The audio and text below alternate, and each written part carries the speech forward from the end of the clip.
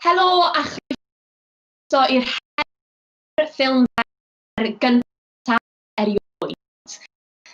Anes am i ddau yn eich tywys chi penwythnos yma. Mae'r Gystadleuaeth yn swyddogol wedi dechrau, felly mae gennych chi 48 awr yn dechrau rwan i gwblhau eich ffilm. Mae yna fil o bunnau ar gael ein enillydd yn ogystal a dangos eich ffilm chi ar blatfform Hans. Ond cyn i chi ddechrau ffwrdd, mae gen ni gwpl o bethau i ddeitha chi. Felly, gadewch i ni gychwyn trwy gyflwyno ein panel ni o feirniaid. Mae gen ni Ed Thomas sydd yn gynhyrchydd ar y fel y gwyll yn ogystal a bod yn sgwennwr talentog iawn. Rwy'n falch iawn mae'r peth ola nes i cyn lockdown oedd mynd i weld drama Ed on Bay Ridge yn y theatr, felly croeso Ed. Mae gen ni gynhyrchydd Hannah Thomas sydd yn gynhyrchydd ar raglen fel Craith yn ogystal â nifer o ffilmiau fer. Croeso Hannah. Mae gen ni un o gyfarwyddwyr mwyaf llwyddiannus Cymru, Euros Lynn. Mae Euros wedi ennill nifer fawr o BAFTAs am ei waith ar raglenni fel Doctor Who a Curie, a mae o hefyd yn gyfarwyddwr ffilm profiadol iawn. Croeso Euros. Helo, shwmae. Nesaf mae gen ni Gwenllian Gryfel. Gwenllian ydy Comisiynydd Drama S4C yn ogystal â chyn-gynhyrchydd ar raglenni fel Un Bore Mercher. Croeso Gwenllian. Hiya, diolch. Ac i gwblhau y 5 awd, mae gen ni Rhodri ap Dyfrig. Rhodri ydy Comisiynydd Cynnwys ar-lein S4C a Hans. Croeso Rhodri. Shwmae. Y 5 yma fydd yn gyfrifol am wylio'r ffilmiau i gyd a penderfynu pwy sydd wedi creu y ffilm fer ore ac felly yn ennill yr her ffilm fer.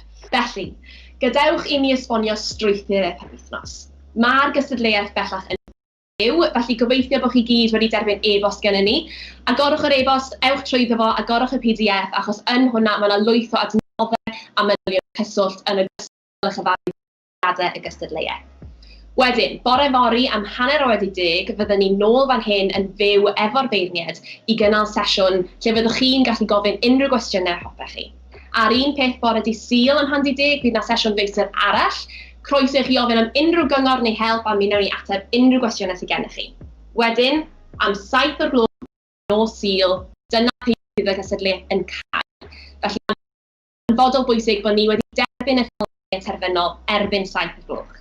Bydd y ffilmiau gyd wedyn yn cael ei danfon draw at ein beirniad ni a fod nhw'n brysur iawn yn gwylio nhw gyd. A perdydd 8 awr yn ddiweddarach ar nos Fawrth am 7 o'r gloch, byddwn ni'n ymgynnull nôl fan hyn ar gyfer y canlyniad, lle byddwn ni'n datgelu enillydd neu enillwyr yr her ffilm fer.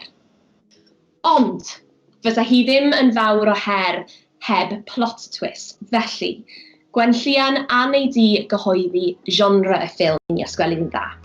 Y genre yw arswyd, horror. Arswyd, diolch yn fawr. A Rhodri, neu di gyflwyno thema y ffilm i ni ysgweli yn dda. A'r thema da ni eisiau chi edrych arno fo yn y ffilmiau ydy lliw. Diolch yn fawr, felly i gadarnhau bydd rhaid i pob ffilm ddilyn y genre arswyd a dilyn y thema lliw yn pa bynnag ffordd ydych chi eisiau dehongli hwnna. Felly, yn gyflym iawn, mae'n holi chi gyd, nid yn unig fel beirniaid, ond fel arbenigwyr yn y maes. Os oes yna rhywbeth yn benodol chi yn gweithio gweld yn y ffilmiau yma, a na i ddechrau i Ed. Wel, cymig a ffordd diddorol i ddisgwyl ar y byd trwy thema lliwiau a horror. Tricky. Diolch yn fawr. A i ti, Hannah? Ie, un fath a Ed, really. Jyst yn edrych mlaen at weld dyfeisgarwch pobl a i weld shwd mae'r thema yn gallu fod yn sbardun i'r dychymyg. Mae fe yn tricky, ond beth sy'n dda efo horror yw bod e'n reit eang a ti'n gallu dehongli horror mewn ffyrdd gwahanol. So, ie, pob lwc i bawb. Diolch yn fawr. A Gwenllian?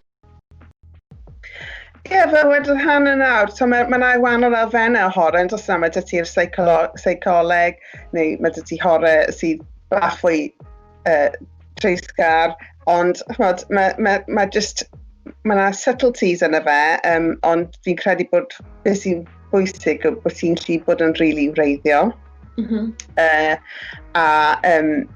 mae fe'n eitha eang, lle gobeithio bod e'n eitha, wel, haws na falle rei o'r genre eraill. Ac Euros gen ti unrhyw beth arall? Fi'n credu mai dim ond 5 munud neu fyrach bydd y ffilm yma. Fi'n credu bod e'n bwysig bod pobl dal i feddwl am strwythur dramatig, bod nhw'n dewis arwr neu arwyr, a bod nhw'n meddwl am dechrau canol a diwedd i'r stori. So bod sharp iddo fe. A pan yn meddwl am genre, mae'n really bwysig meddwl am rheolau'r genre. Felly, meddyliwch am eich hoff ffilm, arswyd, gwyliwch eto, edrychwch be maen nhw'n wneud, meddyliwch am y rheolau yna. A mae'n bwysig gyda pan mae amser yn fyr i fod yn realistig a i feddwl beth gallwch chi gyflawni yn yr amser, ond ar y llaw arall, mae ffilm yn gyfrwng mor anhygoel, allwch chi adael eich dychymyg fynd i unrhyw le, felly cofiwch bod unrhyw beth yn bosib. Hyfryd iawn. Ac i ti, Rhodri, os gen ti unrhyw beth i'w ychwanegu? Mae'n hoff ffilm y beri yn rhai lle mae y lluniau'n gwneud y siarad. Felly, dwi'n meddwl, dwi'n edrych am ffilmiau sydd efo defnydd rili da o'r techneg gweledol, lle mae'n datblygu'r stori a'r tensiwn trwy'r ddelwedd. Felly, mae hwnna'n un o'r prif bethau. Yn arbennig efo arswyd, lle mae'r ddelwedd mor bwysig yn hwnna. Felly, dyna fyddai'n edrych amdano fo. Ac yn olaf, dyle bod chi gyd wedi cyfrestru erbyn hyn, ac os ydych chi ddim, wedyn mae'n flin gen i ma hi'n rhy hwyr, felly fi rhaid chi aros tan y tro nesaf, neu mae croeso i chi ymuno â thîm rhywun arall, dyn ni'n hapus iawn i bobl gydweithio yn y gystadleuaeth yma.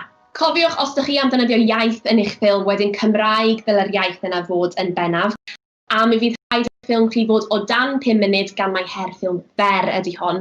A cofiwch, mi fydd rhaid i bawb gadw at ganllawiau Llywodraeth Cymru ar Covid-19. Please darllenwch yr e-bost achos mae'r gwybodaeth i gyd yn hwnna a mae iechyd a diogelwch pawb yn bwysig iawn i gyd.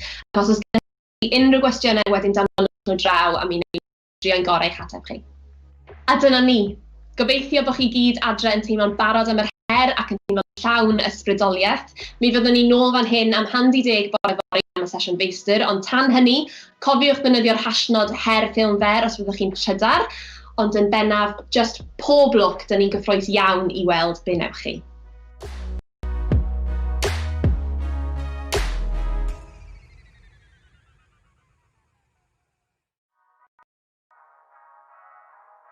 Helo, Siamai. Yn enw i yw Euros, fi'n gyfarwyddwr ffilm a theledu, wedi cyfarwyddo cyfresi fel Black Mirror, Sherlock, Doctor Who, Happy Valley a ffilmiau fel Y Llyfrgell a Dreamhorse fydd yn sinemau cyn bo hir.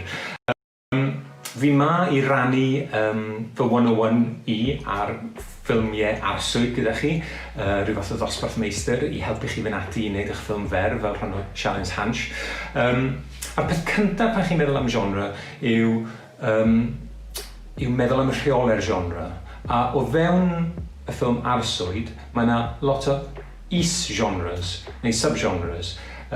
Bob un a'i rheolau hun. Felly, a'i drwyddo nhw'n gyflym iawn gyda chi, mae yna arswyd goruwch naturiol sy'n cynnwys ysbrydion, pethau fel The Exorcist neu Paranormal Activity, ffilmiau vampires, sy'n lot o rheolau ynglyn â dyw'r vampires ddim yn cymryd mas yn y dydd, mae rhaid i chi mwyn lladd vampire, mae rhaid i stabon nhw drwy calonau, mae'n cysgu mewn arch, pob math o bethau fel yna.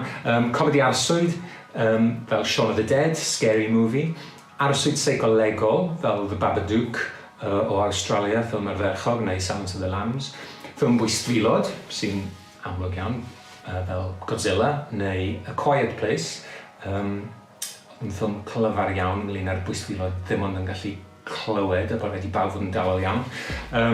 Zombies, hyn ffefryn o genre, fel ffilmiau Resident Evil.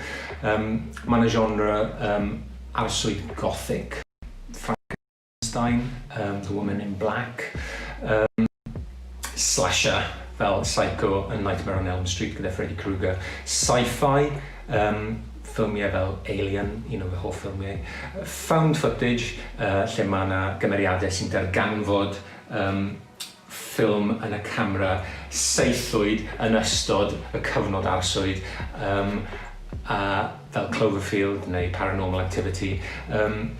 Teen horror fel I Know What You Did Last Summer, lle mae pobl yn ei arddegau yn wynebu marwolaeth a fel arfer am bod nhw wedi gwneud pethau drygionus. A felly mae eisiau chi benderfynu pa un o'r is-genres na, neu gyfuniad o'r is-genres na fydd eich ffilm chi. Mae eisiau chi feddwl am reolau'r genre. Yn gyntaf, mae rhaid i chi godi ofn ar eich gwyliwr mewn ffilm arswyd. Tase hon yn ffilm gomedi, byddai rhaid chi'n enw werthyn, ond ffilm arswyd yw hi, felly mae rhaid i chi godi ofn yn enw. Yn ail, suspense. Mae rhaid i chi greu tensiwn, bod rhywbeth ofnadwy yn mynd i ddigwydd. Beth sydd yn y touchdown star? Pwy sydd dan y gwely? Mae rhaid i chi i adeiladu'r tensiwn a wneud i ni'r gynulleidfa ofni y gweithaf beth sy'n mynd i ddigwydd. 3. Surprise. Ar ryw bwynt yn y ffilm, mae eisiau chi wneud eich gynulleidfa neidio mewn ofn. 4. Dirgelwch. Felly, mae'n rhaid i'r gynulleidfa weithio mas beth sy'n digwydd yn aml ar yr un pryd ar cymeriadau. Weithiau, ni'r gynulleidfa un camera blaen o'r cymeriadau sy'n creu eironi dramatig, sy'n gallu gweithio'n diddorol. Rhif 5, dychymyg. Mae hwn yn rili bwysig. Os allwch chi ddefnyddio dychymyg y gynulleidfa i greu y bwystfil neu'r arswyd, mae hwnna'n aml yn gallu bod yn waith ac yn fwy ofnus na dangos y bwystfil neu'r arswyd i'r gynulleidfa. Felly, defnyddiwch effeithiau sain, defnyddiwch effeithiau cysgod ar wal tu ôl i'r cymeriad, falle jyst llaw yn dod mewn i'r shot. Mae yna lot o beth allwch chi ddefnyddio i awgrymu arswyd heb i ddangos yn ei gyfanrwydd. Mae eisiau chi greu dihiryn cofiadwy, rhyw fath o badi, badass, sy'n mynd i wneud argraff ar y gynulleidfa. Ddim yn gofod bod yn berson, ddim yn gofod bod yn allai fod yn niwl. A yn aml, ond ddim wastad, mewn ffilmiau arswyd, mae yna olygfeydd gweidlyd. Felly, weithiau, mae yna ffilmiau arswyd fel Rosemary's Baby sy'n ar ddim un defnydd o waed ynddyn nhw, a dyna'r ffilmiau mwyaf arswydus. Felly, dyna fy awgrymu pan chi'n meddwl am rheolau'r genre. Felly, chi yn sgwennu'r sgript neu'r stori. Felly, y peth cyntaf i wneud yw pwy yw'r arwr? Mae'r cwestiwn yma mor sylfaenol i strwythu'r ffilm. Pwy yw'ch arwr chi? A yr ail, beth yw eu cwest nhw? Hynny yw, yn Alien, y cwest yw lladd yr alien a dianc yn y llongofod mwyn gallu byw. Felly, meddyliwch am y ddau gwestiwn na, a wedyn mae eisiau chi feddwl am siarp y stori. A mae yna strwythur glasurol i ffilm arswyd. Mae yna ragarweiniad, golygfa agoriadol sy'n cyflwyno'r arswyd a sefydlu tôn y ffilm. Yr act gyntaf yw normalrwydd, chi'n cyflwyno'r prif gymeriad a deall beth yw eu cwest nhw. Yr ail act yw yr arwr yn erbyn yr arswyd, a'r frwydr rhwng y ddau. Yr arswyd falle yn ennill pethau mynd yn waith ac yn waith. A'r drydedd act yw'r ras wyllt. Yr arwr yn erbyn yr arswyd, beth bynnag yw yn rasio neu'n rhedeg mwyn trechu'r arswyd neu dianc oddi wrtho fe, neu hi. Ar diweddglo, ni'n credu bod y byd wedi dod nôl i normalrwydd, ond mae yna un braw ola i godi twll o ofn ar eich gynulleidfa chi. Enghraifft, mae'r dihiryn dal dan y gwely. Peidiwch sgwennu mwy na 5 tudalen. 5 munud o hyd ar mwyaf yw'r ffilm yma i fod. Gallai'r ffilm fod lot yn pwy byrn yna. Mae un tudalen fel arfer yn cyfateb i 1 funud o amser ar y sgrin. Nawr, mae'n bwysig bod chi'n treulio amser yn paratoi. Peidiwch jyst neidio mewn a dechrau wneud e. Mae eisiau chi feddwl ynglyn â pethau fel castio. Pwy sy'n mynd i chwarae'r rhan yn y ffilm? Yn ail, dewis lleoliadau. Be sy'n ar gael i chi? Be sy'n agos, be sy'n saff, be sy'n ddim yn ddrud. Mae eisiau chi feddwl am props a gwisgoedd, casglu rhywun at ei gilydd, be chi eisiau i'ch arwr wisgo, be chi moyn i'ch dihiryn wisgo, pa liwiau, meddyliwch ynglyn â be mae'r gwisgoedd yn dweud amdano nhw. Mae eisiau chi feddwl am gryw, pwy sy'n mynd i weithio'r camera, pwy sy'n mynd i helpu gyda'r props, pwy sy'n mynd i wneud cinio, mae bwyd yn bwysig iawn, pan eidio de. Mae eisiau chi feddwl am amserlen seithi. Chi ddim yn gorfod seithi ffilm yn yr un drefn a mae'n ymddangos ar y sgrin. Allwch chi newid y drefn, golygu seithi'r olygfa olaf yn gyntaf. Mae'n dibynnu pryd mae'r lleolydd ar gael, pryd mae'r actorion ar gael. Felly, allwch chi seithi'r ffilm ym mha bynnag drefn sy'n siwtio chi. Mae eisiau chi greu rhestr seithiadau.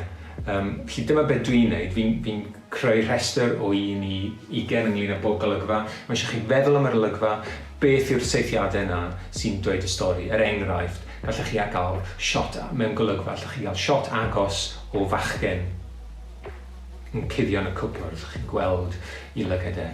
A wedyn chi'n cael shot o safbwynt y bachgen yn edrych mas trwy drws y cwpwr, jyst un rhigol cil ar golyn drwyddo fe, a mae'r gysgod yn cerdded trwy'r rhigol. Allwch chi cael shot o droed y bachgen yn nesau at mug o de sydd wedi cael ei adael ar ôl yna am ryw reswm, a mae ar fi'n cico'r mug drosodd, a chi'n adeiladu tensiwn ynglyn â bod y crwt yn mynd I gael ei fredychu a I gael ei ffindio. Felly, mae eisiau chi dorri'r olygfa lawr mewn i'r seithiadau yna, a seithi nhw un ar y tro, yn amlwg, pan fyddwch chi'n dod I seithi. Allwch chi hefyd greu stori fwrdd os chi'n arlunio. Byddwch chi'n treulio gormod amser ar hyn, allai fod yn sketch bras iawn neu'n stickman sydd be fi'n neud, achos fi'n methu darlunio. A mae eisiau chi feddwl am iechyd i'r diogelwch. Chi'n gyfrifol am eich iechyd eich hun, peidiwch roi'ch hunan mewn risg, a chi hefyd yn gyfrifol am iechyd i'r diogelwch y criw a cast o'ch gwmpas chi. Felly meddyliwch yn ofalus ynglyn â pethau fel traffig, props beryglus, cellill, enghraifft. Meddyliwch ynglyn â bod chi ddim yn dringo'r bereg celfi. Os chi'n gwneud unrhyw beth sy'n agosau at stunts, byddwch yn ofalus iawn, chi ddim eisiau rhoi los I rywun. Os di bobl yn esgus ymladd, esgus yw nhw, dyn nhw ddim yn ymladd go iawn, chi ddim eisiau rhywun I gael black eye o ganlyniad I wneud y ffilm yma.